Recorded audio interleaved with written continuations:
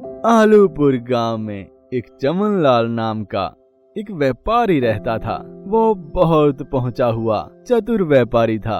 सारे वेद पाठ और पुराणों का ज्ञानी चमनलाल कानों का बहुत कच्चा था। जो कोई भी उसे कुछ कहता था वो उसका विश्वास कर लेता था।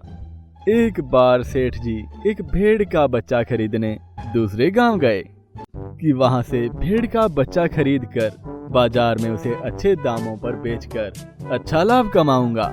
एक बढ़िया भेड़ खरीदने की चाह में वो दूसरे गांव निकलता है और गांव का एक व्यक्ति जिसका नाम तेजा है एक बढ़िया भेड़ के लिए पूछता है। तेजा भाई राम राम, कैसे हो भाई? घर में सब कुशल मंगल है ना? राम राम सेठ जी, बस ऊपर वाले का आशीर्वाद है, सब बढ़िया है, सब बढ़िया। आप बताएं सेठ जी, आज यहाँ कैसे आना हुआ? आप एक अच्छा सा भेड़ का बच्चा दिखाइए, मैं वही लेने आया हूँ। अरे सेठ जी वो देखिए सामने जो भेड़ का बच्चा बंधा है एकदम मोटा ताजा है, मोटा ताजा। आपके लिए तो एकदम सही है, बाजार में भी इसके अच्छे दाम मिलेंगे। अरे वाह वाह, ये तो बहुत अच्छा हुआ, सही है एकदम, ये चलेगा। तेजा भाई अब सही से इसके दाम भी बता दीजिए। चमनलाल और तेजा ने आपस में मोल भाव किया। अब उस भेड़ के बच्चे को सेठ जी ने खरीद लिया। रास्ते में भेड़ का बच्चा सेठ जी को बहुत परेशान करता है, लेकिन काफी खींचातानी और जोर आजमाइश के बाद भेड़ का बच्चा सेठ के पीछे पीछे चलना शुरू कर देता है। सेठ जी को भेड़ का बच्चा ले जाते हुए 3 ठग देख रहे थे, कैसे भेड़ के बच्चे को सेठ से चुराया जाए और फिर बाजार में इसका अच्छा दाम मिलेगा। एक आइडिया सुनो। एक दूसरे के कान में फुसफुसा कर वहाँ से निकल जाते हैं। अरे सेठ जी, ये मैं क्या देख रहा हूँ? राम राम राम, इस बीमारी वाले कुत्ते को खींचकर कहाँ ले जा रहे हो? अरे पगला गए हो का, जो भेड़ के बच्चे को कुत्ता बता रहे हो? अरे जाओ जाओ और खुद को किसी अच्छे वैद्य को दिखाओ।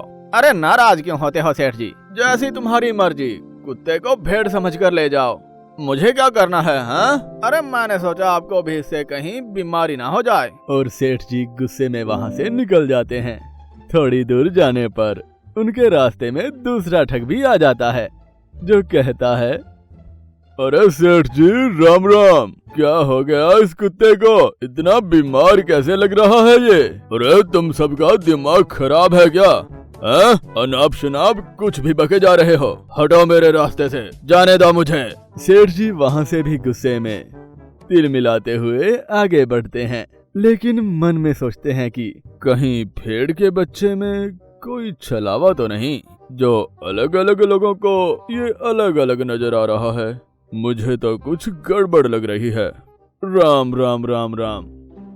इतने में तीसरा ठग भी सामने आ जाता है और सेठ जी से बोलता है, राम राम सेठ जी, बहुत दिनों बाद दर्शन हुए हैं, कहाँ रहते हो? राम राम, बहुत बढ़िया, मैं तो बाजार की तरफ जा रहा था। अरे कुछ बेवकूफ लोग इस भेड़ के बच्चे को कुत्ता बता रहे हैं, पता नहीं क्या हो गया है सभी को, दिमाग खराब है उनका। ये बिल्ली का बच्चा तो अच्छा खासा दिख रहा है। बिल्ली का बच्चा?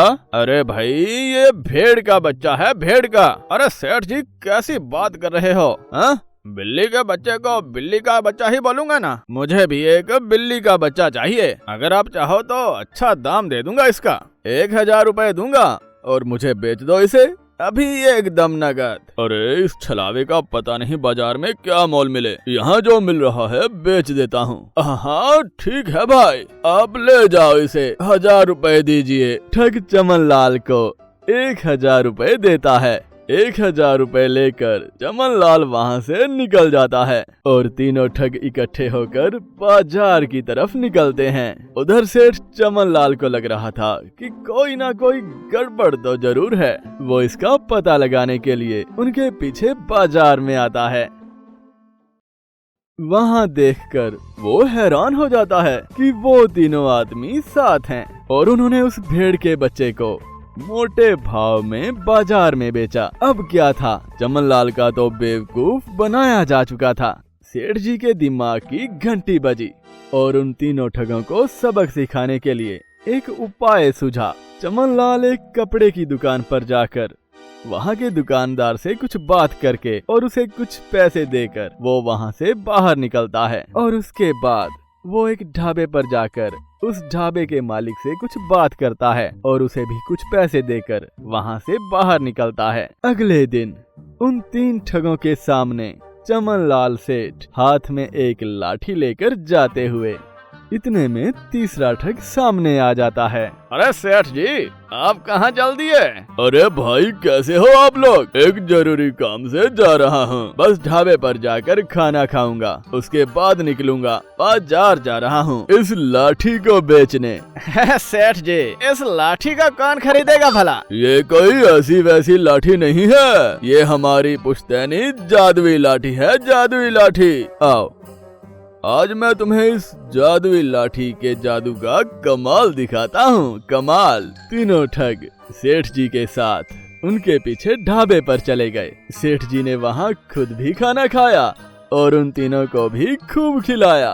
और उसके बाद ढाबे वाला सेठ जी से 820 रुपए हो गए सबके। सेठ जी ने अपनी लाठी को उठाया और कहा, हे इस छड़ी के जादू, दिखा अपना कमाल। इतना बोलने के बाद ढाबे वाले ने अपनी जेब में हाथ डाला और उसके पास जेब में पैसे थे। ये सब देखकर तीनों ठग हैरान रह गए और सोचने लगे, बस किसी तरह ये जादुई लाठी हाथ लग जाए। उसके बाद सेठ जी कपड़ों की दुकान पर गए और खुद के लिए कुछ कपड़े लिए, फिर पैसे ना देकर अपनी जादुई लाठी का कमाल दिखाया। इस बार तीनों ठगों को विश्वास हो गया कि लाठी सच में जादुई है। चमन लाल जी, आप इस लाठी को हमें ही बेच दीजिए, पूरे 5000 देंगे, 5000। अरे भाई, 5000 में तो बिल्कुल नहीं, 20,000 से एक आना कम नहीं लूंगा। हाँ, कम से कम 20,000 तो चाहिए। तीनों ठग आपस में सलाह करते हैं और 20,000 देने को राजी हो जाते हैं।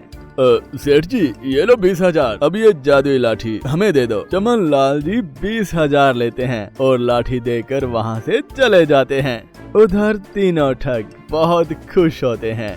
सबसे पहले वो बाजार में खाने के लिए जाते हैं। तीनों जी भरकर अलग अलग पकवान खाते हैं और जब खाने वाला पैसा मांगता है तो वो लाठी लेकर उसकी तरफ इशारा करते हैं। ये देखकर खाने वाला गुस्सा हो जाता है। ये क्या बेवकूफों वाले काम कर रहे हो? पैसा निकालो, पैसा। अरे अपनी जेब में देखो, पैसे आ गए होंगे। देखो देखो, यही तो है हमारा कमाल।